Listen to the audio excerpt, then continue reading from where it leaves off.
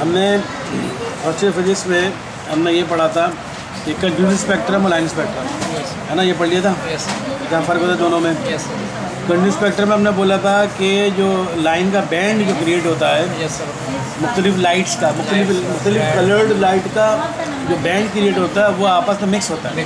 जैसे blue colour, उसके अंदर तो फिर ग्रीन कलर निकल रहा होगा, पिंक कलर ख़त्म होगा तो रेड कलर निकल रहा होगा, लेकिन पता नहीं चलता कि ब्लू कलर कहाँ पर ख़त्म हो रहा है, रेड कलर कहाँ पर ख़त्म हो रहा है। तो वो ऐसा स्पेक्ट्रम अगर बने तो वो कंटिन्यूस स्पेक्ट्रम कहलाता है। और लाइन स्पेक्ट्रम ने बोला था कि अगर ऐसा जैसे ब्लू कलर शुरू हो रहा है, कहाँ से शुरू हो रहा है, कहाँ पर ख़त्म हो रहा है, उसके बाद डायरेक्ट बीच में ब्लैक लाइन आएगी बारीक सी, इससे पता चलेगा यहाँ पर ख़त्म हो गया। अब ब्लू कलर के बाद ग्रीन कलर का शुरू हो रहा है तो ग्रीन कलर पता चला यहाँ से ग्रीन कलर शुरू हो रहा है, यहाँ पर ख़त्म हो रहा है। इस टाइप का स्पेक्ट्रम बने तो हम कहते हैं लाइन स्पेक्ट्रम। इसका फ़ायदा क्या हुआ ऐसे स्पेक्ट्रम का? स्पेक्ट्रम फाइंड करने का फ़ायदा क्या हुआ? स्पेक्ट्रम क्यों फाइंड किया? Identification of element of spectrum. Each element produce a characteristic set of lines, so spectra came to serve a fingerprint for the identification of element is possible because अब उससे फ़ायदा उन्होंने बोला कि हर एलिमेंट जो है वो ख़ास किस्म की लाइन कैरेक्टर सेट, ख़ास किस्म की कलर लाइन इमिट करता है। हर एलिमेंट पीरियोडिक टेबल में जितने एलिमेंट है ना, पीरियोडिक टेबल में जितने एलिमेंट है, हर एलिमेंट एक ख़ास किस्म की कलर लाइन का स्पेक्ट्रम क्रिएट करता है। यस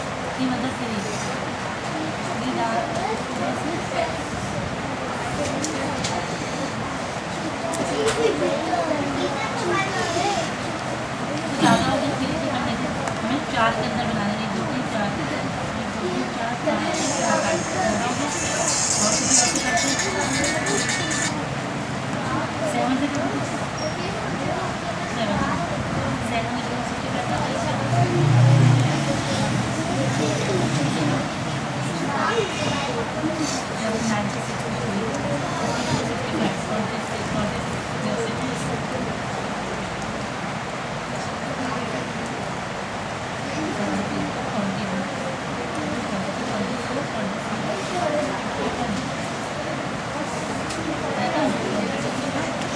तो एलिमेंट्स को आइडेंटिफाई करने में आसानी हुई। कैसे आसानी हुई? जब एलिमेंट्स के अंदर, किसी भी एलिमेंट के अंदर, हर पीरियोडिक टेबल में बहुत सारे एलिमेंट हैं।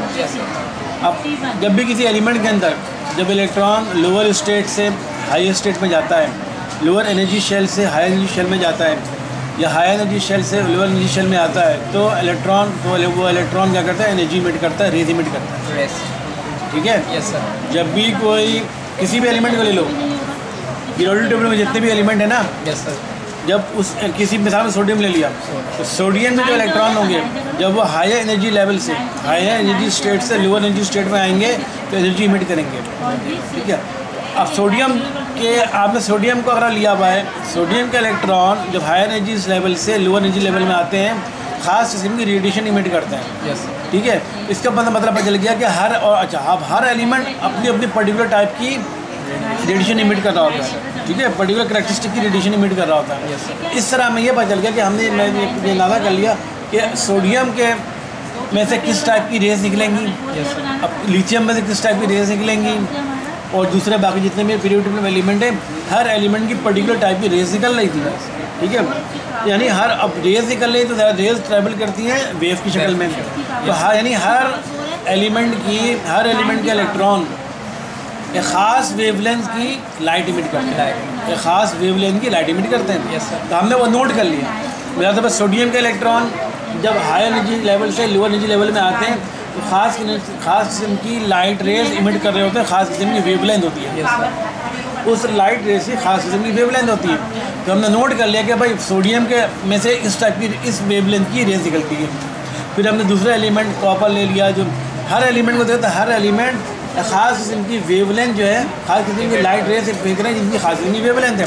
तो इस तरह हमें पहचानने में आसानी हो गई कि अब हम किसी भी एलिमेंट को पहचान सकते हैं कि अगर मैं कोई बता दी जाएगा ये एलिमेंट किसका, इसकी तो कैसे पहचानेंगे? तो हम मालूम कर लेंगे भाई अगर ये इस लाइट, इस पर्टिकुलर वेवलेंथ की अगर लाइट इमिट हो रही है तो समझ जाओ फला एलिमेंट है।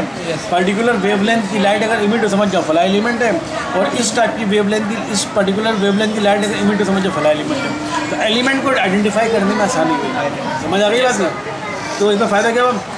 Same element always emit the same wavelength of radiation. Her element जो है अपने खास किस्म की वेवलेंथ की रेडिएशन इमिट करता है।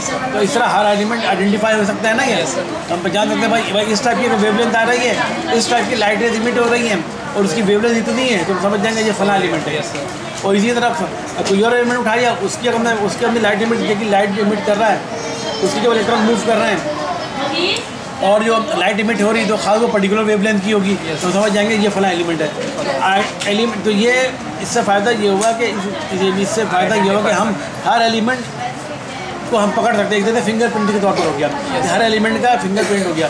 ये एलिमेंट इस पर्टिकुलर वेवलेंथ की लाइट इमिट करेगा, ये वाला एलिमेंट पर्टिकुलर वेवलेंथ की लाइट इमिट करेगा, ये वाला एलिमेंट पर्टिकुलर वेवलेंथ की लाइट इमिट करेगा। तो हर एलिमेंट को आइडेंटिफिकेशन उसको पहचानने में आसानी होगी। ये फ़ायदा हुआ है। Under normal condition waves are only certain wavelength element by them. और ये सब नॉर्मल कंडीशन के अंदर ही बात हो रही है। नॉर्मल कंडीशन में कोई भी एलिमेंट जो होता है उसकी सर्टेन वेवलेंथ, हर एलिमेंट जो खास किस्म की वेवलेंथ की लाइट इमिट कर रहा होता है। तो इस तरह हम पहचानने में आसानी हो गई कि ये अब इस कौन से एलिमेंट की जो लाइट इमिट हो रही है उसकी कितनी वेवलेंथ है। अगर हमें वेवलेंथ सारी नोट कर लेंगे तो हम बता सकते हैं। अब हमारे पास आसानी होगी कि कोई भी एलिमेंट हमारे सामने रखें तो बता सकते हैं ये एलिमेंट कौन सा है। समझ आई? ये फ़ायदा हुआ।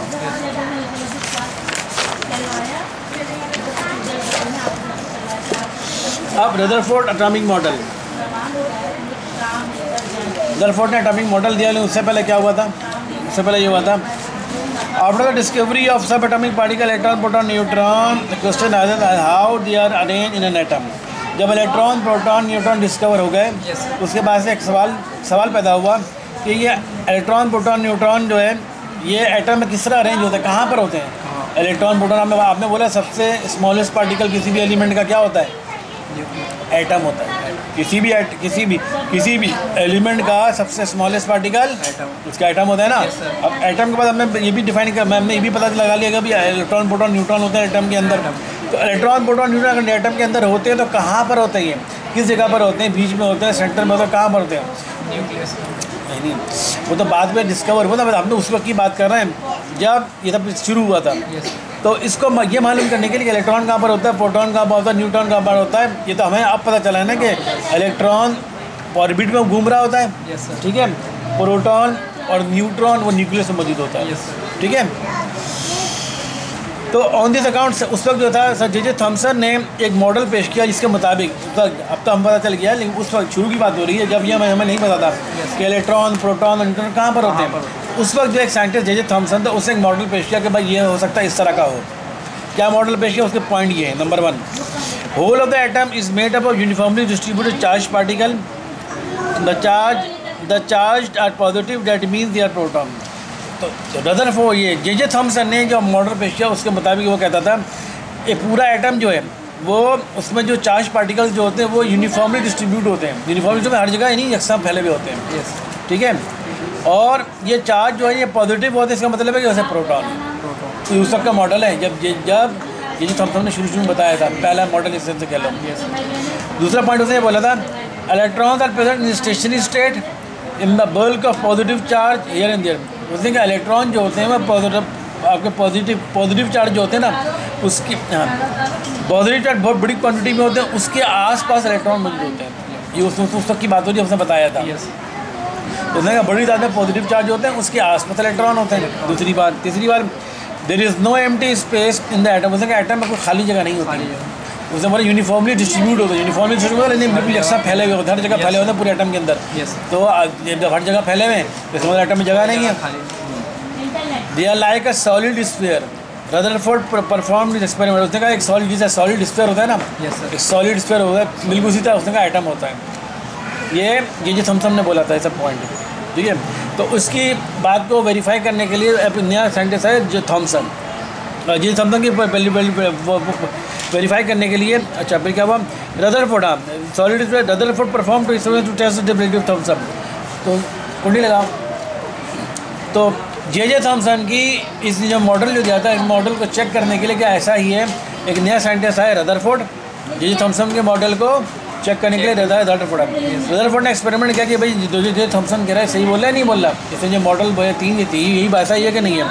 और उसने अपना एक मज़ीद एक अपना एक मॉडल दिया। ये जब मॉडल के तीन पॉइंट्स है, ये है जैसे थॉमसन के। उसके बाद रदरफोर्ड आए, उसने अपना मॉडल दिया, उसके भी कुछ पॉइंट्स थे। तो रदरफोर्ड के मॉडल के पॉइंट कौन से हैं? Rutherford experiment of gold file. तो रदरफोर्ड ने क्या क्या एक्सपेरिमेंट किया था? गोल्ड फाइल का एक्सपेरिमेंट किया था। क्या किया था उसने? रदरफोर्ड ने क्या किया था? Rutherford bombarded a thin foil with alpha particle from radio active polonium. Rutherford ने ये देख रहे हो, एक शीट है, ये थिन फॉयल है, एक बारीक सा पेपर है, थिन फॉयल बारीक सा पेपर है, ठीक है, थिन फॉयल है, बारीक सा पेपर देख रहे हो, गोल सर्कल में होता है। ये गोल्ड का था, गोल्ड का पेपर बना हुआ था। और कितना पतला था? 0.0004 सेंटीमीटर थिकनेस उसकी थी। कितना बारीक हुआ, कितना बारीक पेपर हुआ ना वो। जैसे हमारा वो कॉपी का होता है, वो हम जो कॉपी करते हैं, क्या करते हैं उसको, उसकी वो कॉपी क्या कहलाता है, वो कार्बन पेपर जो होता है, कार्बन पेपर टाइप। तो उसने कार्बन पेपर टाइप का पेपर लिखा हुआ गोल्ड का था। उस पेपर की थिकनेस थी 0.0004 सेंटीमीटर। कितना बारीक हुआ? 1 सेंटीमीटर यहाँ से यहाँ तक होता है। 1 सेंटीमीटर का भी आता 0.0004 सेंटीमीटर। तो कितना बारीक हुआ? इतना बारीक थिकनेस का उसने पेपर लिया, लेकिन वो पेपर था गोल्ड का, ठीक है। और उसके ऊपर उसने एक एलिमेंट से उसने जो है अल्फ़ा पार्टिकल बम्बार्डमेंट की। अल्फ़ा पार्टिकल बम्बार्डमेंट ये सोर्स है अल्फ़ा पार्टिकल का। अल्फ़ा पार्टिकल निकल किस में रहते हैं? आपको पता है, रेडियो एक्टिव एलिमेंट से निकलते हैं। Alpha particle radio active element से निकलते हैं ना। तो उसने रेडियो एक्टिव एलिमेंट लिया, पोलोनियम लिया, PO, पोलोनियम PO, जिसका सिंबल है PO। ये एक रेडियो एक्टिव एलिमेंट है। उसमें से उसने रेडियो एक्टिव निकाली, रेडियो एक्टिव निकाल ली थी। उसको बीच में उसने स्पिरिट लगा दी, यानी बीच में पेपर रखा, वो बीच में सुराख कर दिया, ताकि रेस से बहुत सारी चीज़ें निकल रही होगी ना। एक बारीक से रेस सिर्फ जाए, वो जाके टकराए। एक बारीक से ये था सोर्स, यानी ये पोलोनियम का टुकड़ा यहाँ पर था। तो यहाँ पर उसने बीच में पेपर रखा, पेपर को मतलब बारीक से एक सुराख कर दिया सिर्फ, ताकि बाकी पेपर जो है रेस वो इधर उधर सब जगह ना लगे, सिर्फ एक बारीक सुराख से निकले। बारीक सुराख से वो रेडियो एक्टिव रेस निकल रही थी। अब सामने उसने ये जो नजर आ ना, ये सॉरी ये शीट नहीं, ये वाली शीट, ये है गोल्ड की शीट, ये वाली शीट है गोल्ड की। गोल्ड का पेपर लिया था, गोल्ड की शीट ली थी, जो 0.004 सेंटीमीटर थिक गोल्ड शीट ये उसने ली थी, ठीक है। तो रेस आ रही है, गोल्ड शीट के ऊपर पड़ रही है, ठीक है। पड़ने के बाद रेस टकरा के आगे कोई इधर जा रही है, कोई इधर जा रही है, कोई इधर जा रही है, कोई इधर जा रही है, ठीक है। तो alpha particles consist of double ionised positive ions of helium. हमें पता है अल्फा पार्टिकल क्या होता है? हीलियम के न्यूक्लियस होता है, ठीक है। ही यूज अ सर्कुलर जिंक। हाँ, ये उसने जिंक सल्फाइड की प्लेट ली थी। जिंक सल्फाइड की प्लेट से ये फ़ायदा होता है, अगर अल्फा पार्टिकल टकराएगा ना, पता चलेगा यहाँ पर टकरा रहा है, नज़र आ जाएगा, चमक नज़र आएगी। अल्फा पार्टिकल जैसे इस जिंक सल्फाइड की प्लेट पर टकराएगा, यहाँ पर ग्लो होगा, यहाँ पर चमक होगी, यहाँ पर चमक, जब पता चलेगा अल्फा पार्टिकल टकरा के कहाँ जा रहा है। इसे टकराने के बाद इधर जा रहा है, इधर जा रहा है, कहाँ जा रहा है, जैसे टकराएगा पता चलेगा अच्छा ये अल्फा पार्टिकल टकराने के बाद इधर आया, इधर आया। ये उसने प्लेट ली थी, ये जिंक सल्फाइड की प्लेट ली थी, ठीक है। तो अब पोजीशन ऑफ अल्फा पार्टिकल, क्या अल्फा पार्टिकल की पोजीशन क्या है? इस गोल्ड फाइल से टकराने के बाद, वो जब निकलेगा तो कहाँ जाएगा? सीधा जा रहा है, मोड़ा कहाँ जा रहा है, ठीक है। अब उसके बाद उसने क्या हुआ, ये उसने रदरफोर्ड ने कर लिया। ऑब्जर्वेशन क्या की रदरफोर्ड ने ऑब्जर्वेशन की, majority of the alpha particle pass out the gold foil without suffering any deflection. उसने कहा ज़्यादातर अल्फा पार्टिकल भी सीधे गुजर गए, उस गोल्ड फॉयल में से सीधे निकल गए। Number 2, 1 out of 20,000 particles recalled back. बोला 20,000 पार्टिकल्स में से एक पार्टिकल ऐसा था जो गया, टकरा के वापस आ गया। एक पार्टिकल, ये अल्फा पार्टिकल है ना। अल्फा पार्टिकल क्या होते हैं? हीलियम के पॉजिटिव न्यूक्लियस होते हैं, हीलियम के न्यूक्लियस होते हैं, तो पॉजिटिव चार्जेस शो कर रहे हैं। तो अल्फा पार्टिकल देखो, एक आया यूँ निकल के चला गया, ये आपकी गोल्ड फाइल की शीट में थे। एक अल्फा पार्टिकल यहाँ निकल गया, एक अल्फा पार्टिकल यहाँ से आया, थोड़ा डिफ्लेक्ट होकर यहाँ निकल गया। सिर्फ 20,000 पार्टिकल में से एक पार्टिकल सिर्फ आया, बिल्कुल टकरा के वापस रिटर्न में 180 डिग्री वापस चला गया, यूँ आया दोबारा वापस चला गया। ये राम ने एक लाइन खड़ा के नहीं करा, ठीक है।